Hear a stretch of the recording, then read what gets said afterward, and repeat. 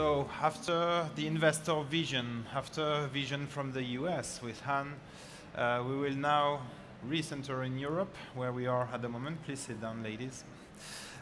With two different presentations. And we have first the chance to receive, and I give you the clicker, Louisa, to receive Louisa Stouve. You can present here or walking, up to you, how you want.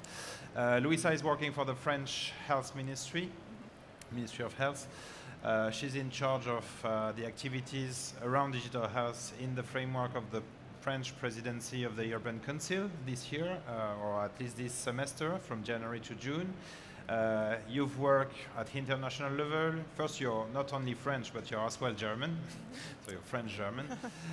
And you worked for the WHO, for the World Bank. You have an international career. And you work for France since a few years, because before joining the ministry, you were working in the Health Data Hub project, which is a huge center in France to centralize the data. I make the link with the first panel session we had.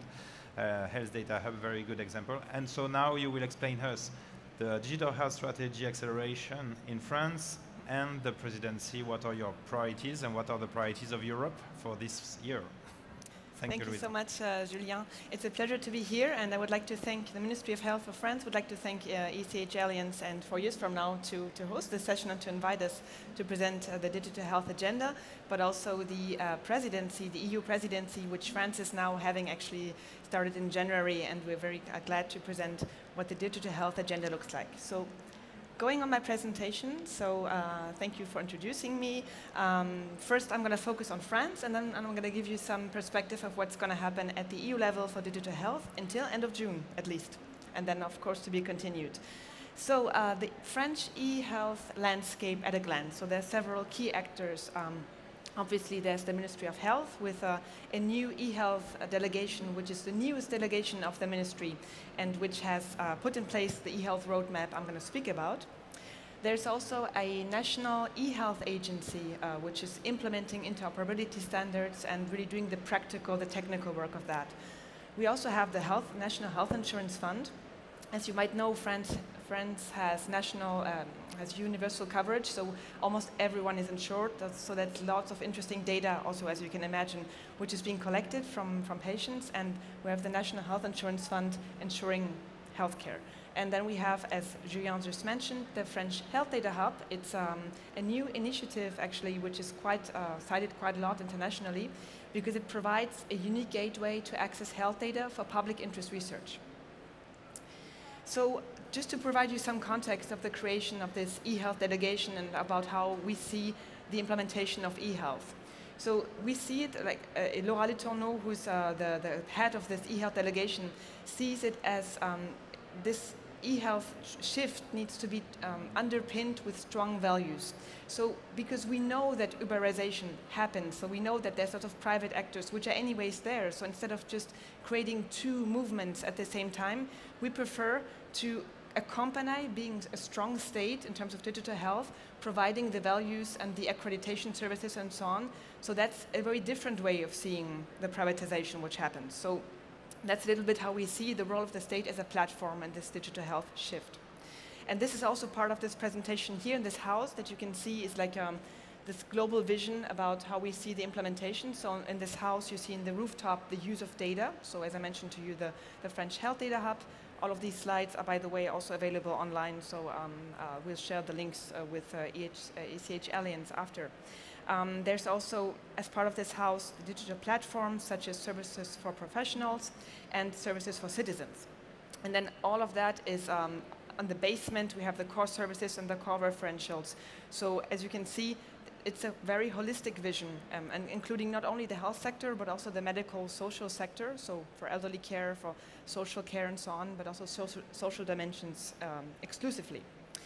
So there, as I said, there's this French e-health roadmap, and there's 5 orientations. So this has been implemented for about 3 years now, with 5 orientations. The first of one being to strengthen the governance of digital health.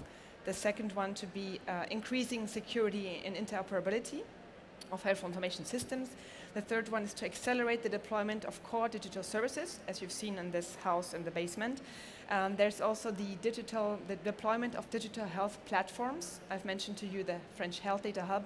And the fifth one is to support innovation and promoting stakeholder engagement. It's really key for us to always consult the ecosystem and stakeholders. So there's lots of consultations, for example, citizen juries, there's citizen consultations, and really a bottom-up approach to listen to what are the needs and how can we implement them with regards to the eHealth roadmap.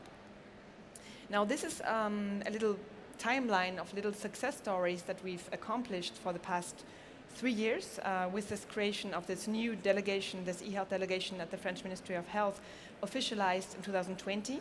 And before that, there was the implementation of a technical doctrine with the different concepts that I just outlined to you. And then last year was the Year of the Citizen, and we're very proud to announce earlier this year, actually, that we now have a My Health space, so which is a space for citizens to access their medical health records on their phone and to track everything. I'll speak about that in just a bit. And we're very proud also to have announced a massive funding for eHealth with an eHealth roadmap acceleration that has also gotten lots of visibility and is currently being implemented with the ecosystem largely involved in digital health. Now, as I just said, Mon Espace Santé, which is my health space, is this new application where citizens can control their health data. They can see what's going on with different interactions with healthcare professionals, and healthcare professionals can communicate with them. So these are the four main parts of Mon Espace Santé. So you have shared health patient data repositories, electronic health records, so you can see everything ongoing with your health status. You can also implement, you can yourself put information in there, your healthcare professionals can add information, you can receive information in a secured way, and you can also add appointments and an agenda, and there's lots of useful information also for prevention and for vaccination and so on. So it's really a very complete way of seeing it. And this is being implemented, so it just started, so there was a pilot, and now it's being generalized. And as you can see, many more healthcare professionals will be added progressively, so that in 2023 at the latest will be done and have this implemented all over France. And citizens can opt out if they do not wish to be part of that, obviously. So it's really, we're giving the control to the patients. Something else I want to speak about, I'm just giving you a few ideas about what the French eHealth roadmap entails. Another one is Genius, so that's the national portal for eHealth information. So you can access that also in English now. So it guides all different actors of the ecosystem, stakeholders who wish to obtain information on ongoing projects, on ways of getting funding, for example. And they really guide it very easily through that platform. And that's also receiving funding for this national acceleration strategy. And we're really accelerating also implementation of this gateway. Now, I've said a few things about what we're doing in France. I'd like to focus now a little bit more on the European Union activities and on what we're doing, why digital health is a priority for the French EU presidency. So, as you've seen earlier this morning already in the discussions about health data, about artificial intelligence, there is already lots ongoing. So we know there's a joint action on the European health data space called TEDAS. There's many different actions, My Health at EU, for example, to ensure the cross-border exchange of data so that patients can receive access to care while they travel within the European Union and so on. So there's many things already ongoing. And the COVID crisis has taught us many important lessons. So what we saw when starting programming a little bit this presidency is that what is really still important, especially for the European Union, is that we implement a set of values, of core values. There's some echo, I think. No. Some core values that citizens can trust into these digital health solutions that are being implemented. So it's a European way of implementing digital health.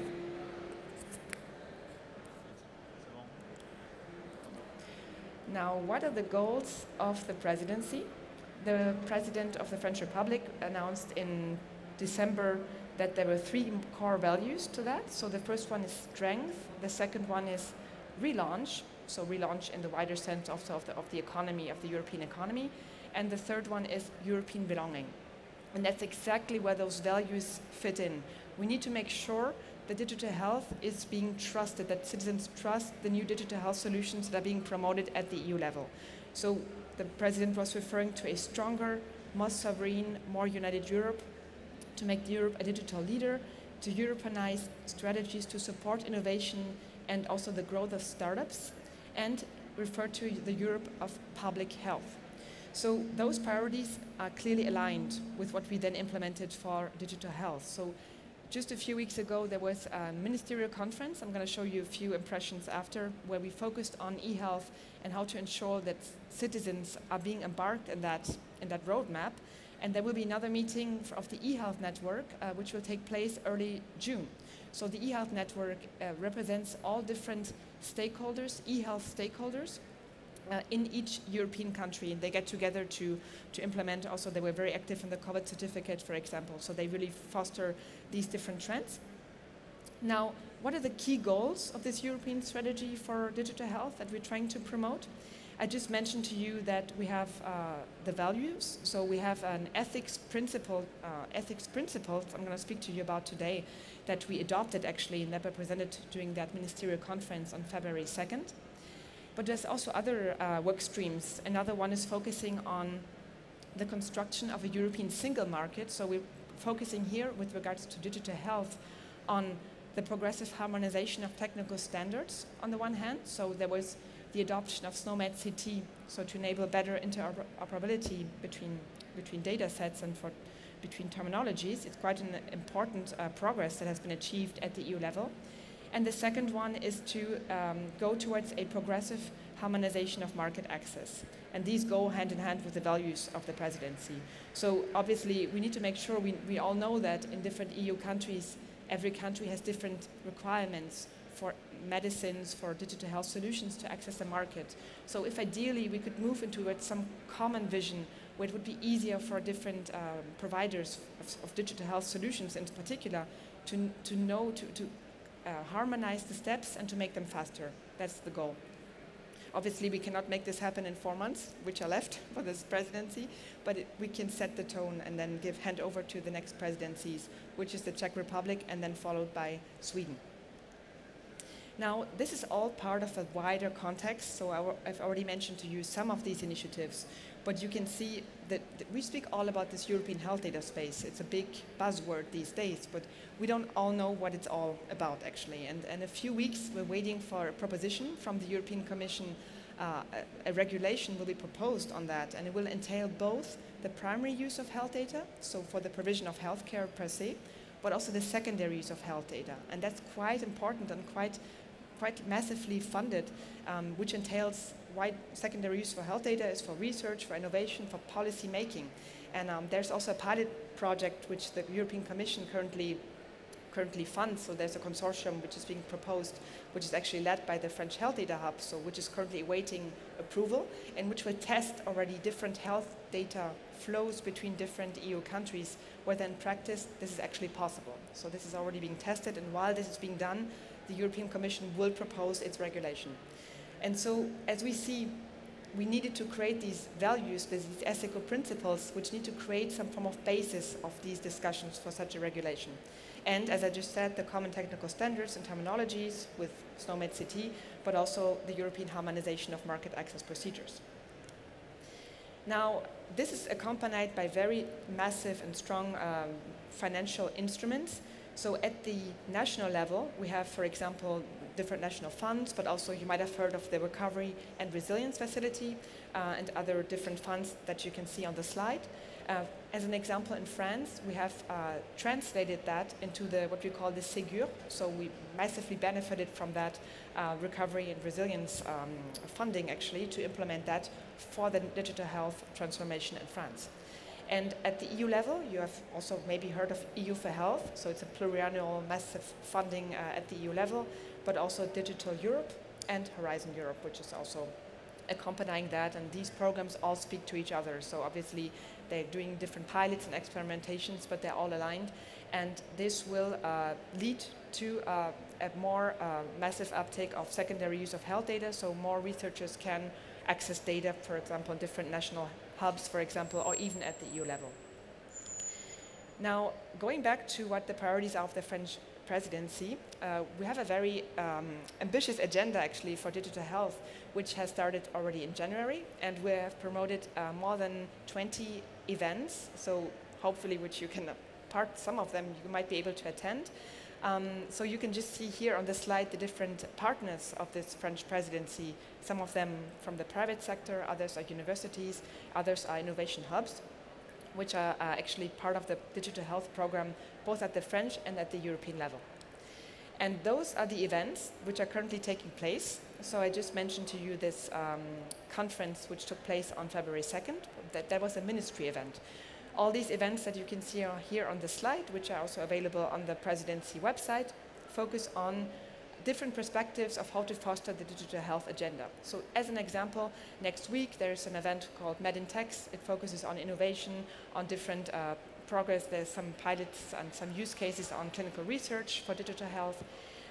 There's so many other events. The French Health Data Hub, the Unique Access Gateway to Health Data also organizes some events. For example, they analyze what are the success factors for digital, for data platforms to be successful at the national level.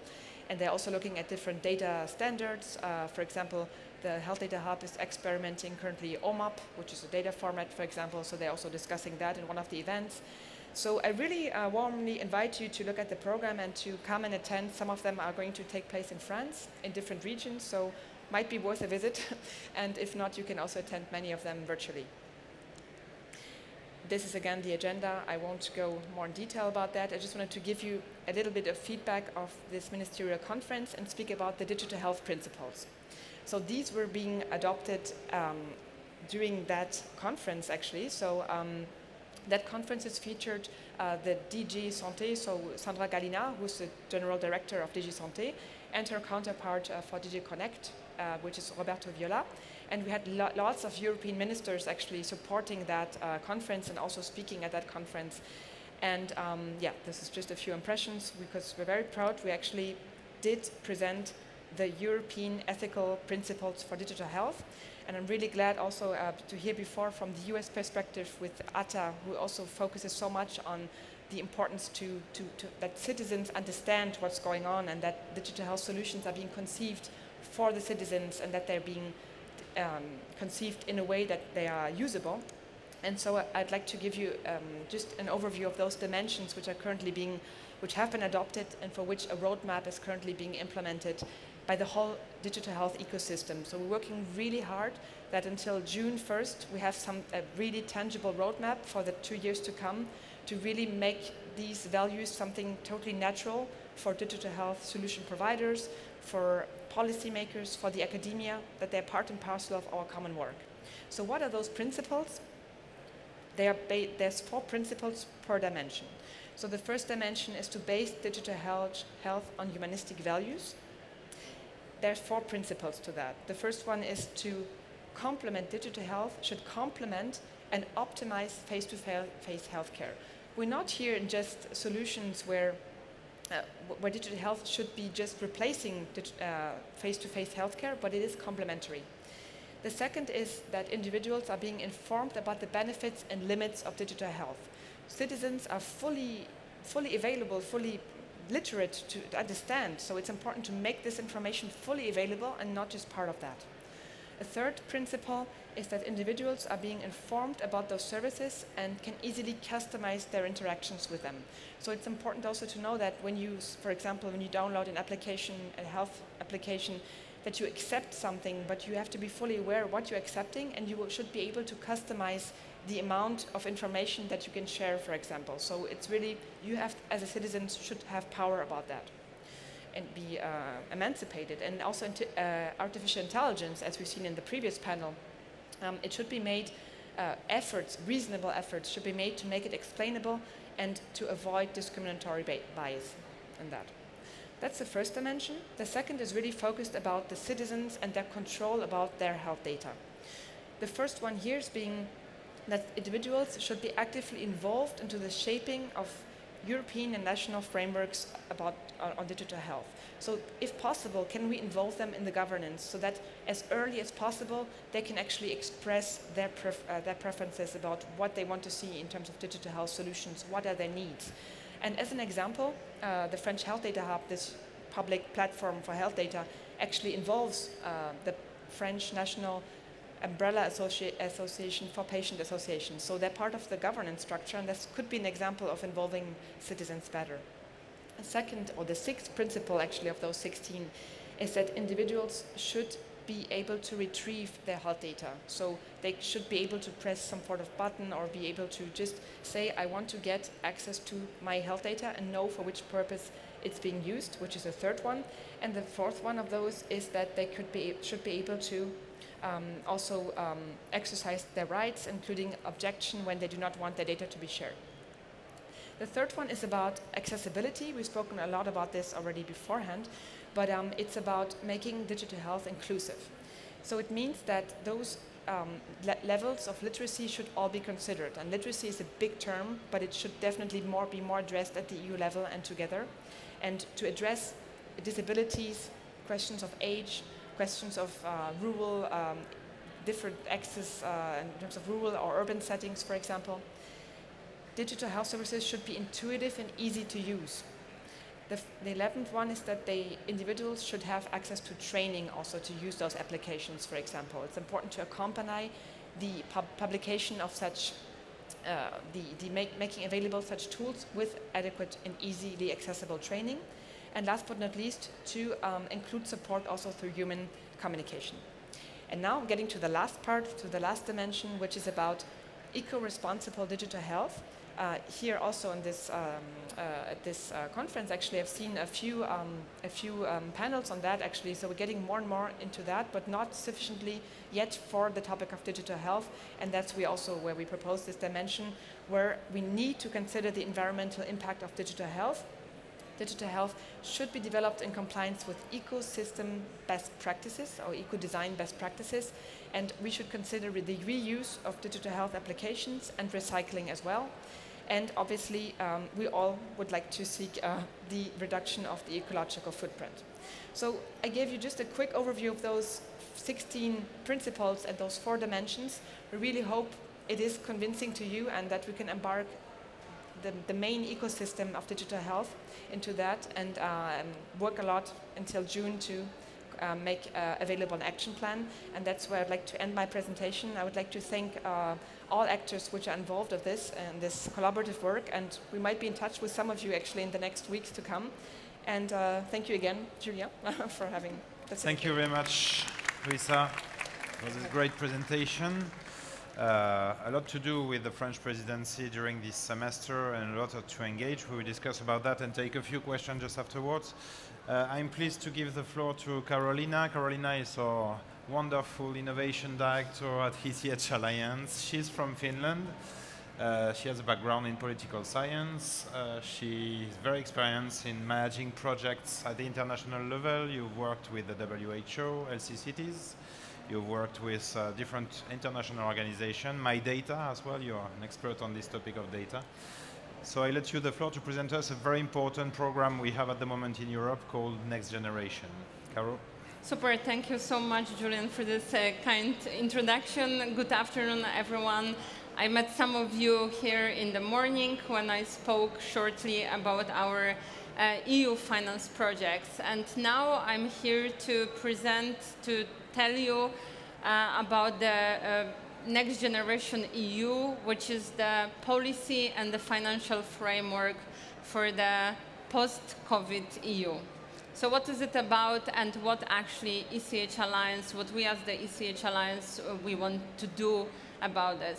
You might know that we are a connector. We connect the dots. We connect the dots between the service providers and those who need the services, those who buy those services. We connect the dots between the different ecosystems, between the members, between the different sectors, between the different stakeholders. And this is also one initiative where we want to connect the different actors, those who have the solutions or want to get funding for their solutions and provide those solutions to the hospitals, to the regions, and so on. So that's why this is called Recovery and Resilience Connector, and this refers to the recovery and Resilience Facility of the EU. I don't know how many of you follow the developments around the Recovery and Resilience Facility. Very shortly, as I said, this is the new policy and financial framework implemented by the EU last year, by the member states last year in response to the expected economic crisis that will follow the COVID-19 pandemic. And one very good idea actually that is coming, that is not only the response to the crisis, but it's also an opportunity to implement some key reforms in the member states related to the green economy, related to the digitalization and improvement of the public services. So this is for the future Europe. That's why it's called Next Generation EU. And Next Generation EU should be more sustainable, resilient, and better prepared for the challenges and opportunities of the green and digital transition. And one very important thing is that the funding that I'm talking here about, or the funding coming from the Recovery and Resilience Facility, this is not funding like Horizon Europe or the other funding with the open calls. This is the funding managed by the national, regional, or local authorities, and it's realized according to the national resilience and recovery plan. So every member state created the plan and submitted this to the European Commission. Commission approved the plan or renegotiated the plan, and based on this plan, the funding will be released. And this is like follows the 7-year budget of the EU, so it's not 1 or 2 years, it's the long-term policy framework. So this is like the big money we're talking here about, like 723 billion, and it will be provided in grants and in loans. In grants meaning that the countries, member states receive it and don't have to pay it back. In loans, well, I think this is self-explanatory here. And there are 6 dimensions of this Recovery and Resilience Facility: green transition, digital transformation, smart, sustainable, inclusive growth. And you really can see here also in the center, health and economic, social, institutional resilience. And of course, in all of those pillars, we can see something that relates to the digital health, that relates to the e-health. And there are 3 parts that every plan of every member state should include: Green Deal, digitalization, and economic and social resilience. And you also can see in this blue highlighted topics that there's so many different areas, so many different priorities that relate to what we are working with: digitalizing healthcare services, digitalizing SMEs, accessible healthcare, and then going deeper or providing you more details about healthcare. At least 37 billion euro is dedicated to the transformation in healthcare. So what Luis was saying about the unprecedented mobilization for e-health within the French presidency, we are actually seeing the unprecedented mobility for e-health within the EU for even a longer period of time.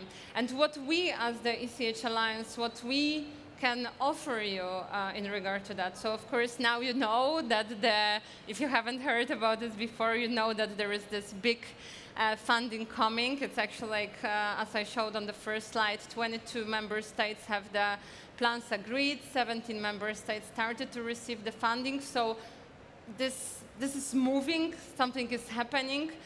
The first tenders, the first calls will be open or are being open as we speak in different countries, and what we can offer you. So again, just very shortly, this is the great opportunity to participate in the tenders and in those calls. This is a great opportunity for different companies to address those tenders and provide their services or try to provide their services. And of course, for public organizations, for public authorities, it's also a great opportunity to get the best possible services from what is available, not only in their region, not only in their country, not only in the EU, but globally. And of course, we as the ECH Alliance, we want to facilitate those connections. We want to make sure that you know about those opportunities, and that you, if you are a service provider, and that you know about those service providers if you are on the demand side. So what we call demand side, of course, is the governments, policymakers, hospitals, healthcare providers, insurers, and on the supply side, the large and small companies, academics, and also networks and organizations. So what are the services that we can offer? Of course, for our members, we provide information, dedicated webinars, but we also have the service called the connector that is open to everyone, and this is, let's say, the connector and consultancy and support in getting to know about the funding, but also addressing those funding. So here you can see like some of those identified services or support that we can provide. So of course we can support the demand side in defined challenges and priority projects. So like creating the tenders, creating the baseline for the tenders, and spread the requests for the proposals, and of course help select the solutions.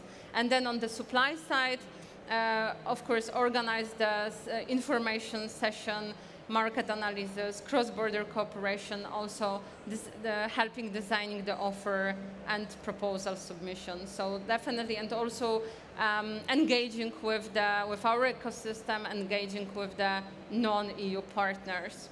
So if you would like to hear more, my colleague Andy, the director of the communities that you also met this morning, he's the best person to speak to. So you can send an email to Andy or speak with him also now during the lunch break or the other breaks. And of course, you can also write to me or speak to me today, and we are happy to help you make those connections for the resilience and recovery facility. So thank you so much for your attention. Thank you, Carol. Thank you. Do we need that? So we have a few minutes on this next generation EU. It's a big program, you understood it, many opportunities. We've seen as well that the opportunities when you want to tackle your company, you want to address a proposition to a public authority, and we will have this afternoon 4 of them presenting the opportunities. Usually it is asked to this company to have a local ecosystem of partners. So sometimes a difficulty for many companies. That's why we have built this offer of services and what we try to do. But we will have tangible examples this afternoon. Do we have some questions for Luisa or for Carolina? Yeah, gentlemen here. If you can tell us your name and your organization. Hi, thank you for your presentation. My name is Thanh. I work for Viettel Group in Vietnam. So actually I have 2 quick questions. So the first question is about the health data hub. So Luis, what have been your biggest challenge and how did you solve it, when you build the data hub? And the second question is about the My Health space. So I really like your product, but I'm wondering how do you engage with the customer? I mean, how do you educate the customer, especially the aging population, about how to use the product, because they don't have kind of like the ability to use technical product, especially the aging population. No, that's true. Okay. Thank you so much for your question on the Health Data Hub. I think you're opening a book of answers, so it will be difficult in 1 minute to respond, but I can pick one exactly. So I think one of the major challenges was, as I mentioned to you earlier in this presentation, that France has a long history in terms of universal health coverage, so the population isn't short, so there's lots of data available. So on the one hand, we have this the biggest database, medical administrative database, or claims data, as you might say, I think even in the world, because it covers almost the whole population. But to get, to get away from those kinds of proprietary reflexes that other data holders might have, So we have this huge, massive database, but then there's so many others. There's clinical data, there's cohort data, there's many more data holders, and it's not a natural reflex to embark them into this kind of unique gateway and to make data accessible. So that's one of the major challenges, I think, to make data holders speak to each other and to convince them that actually their data is not being centralized, taken away from them, but actually to ensure that, to say, well, it's for the common good, it's for public interest, and that kind of work was very difficult. The good thing was that the government support was quite massive, and there was funding for about 80 million euros for 4 years, which was being provided. So that was a little bit the counterpart to that. So that's one challenge. Maybe just a small little one is about capacity. It's very difficult to find the right highly technical people in the public sector, as about the different gaps between private public sectors. So I think the talent gap is always a big issue as well for this kind of endeavor. And yeah, I could really go on forever, but please check out the website. Health Data Hub has lots of publications available, and thank you for your interest. Yeah, we have here, I think the second question was about my health space, mon espace santé. I think the question was about as well the seniors' access to this service. So maybe we will take the question, and maybe you can answer both in your reply. Yes, for sure. Mm-hmm. Hi, my name is Malik. I'm from Moralik, coming from Canada. And thank you for the presentations, and my question is for Carolina. It's really interesting what we saw, but my question is, are those funds just dedicated to the European market? Are the governments looking into integrating international talents into the innovation entrepreneurial context? And in Europe, in brief, are those presented, the presentation, is it to attract international talents, or is it just for the European context? So yes and no, depending. So generally, yes, they were open for everyone as for the eligibility criteria for the EU tenders. So, in EU we have pretty strict rules where it comes to the tenders, and I will just give oversimplify this a bit. Like if you do, for example, you want to find a supplier and the offer is like €5,000, you have to just, consult 3 suppliers, send them email, document this, and that's it. And then you can look within your, regular suspects from your regular suppliers list. But then, the higher the threshold of this tender, then you really have to open to the whole of EU and also globally. So depending on generally, we expect that, of course, those tenders that will be open will be bigger than €5,000, of course. We are speaking here about thousands of euro or millions of euro. So then they will be open for everyone, yeah. Perhaps to reframe for Luisa the question before, it was about the My Health Space, this space for citizens.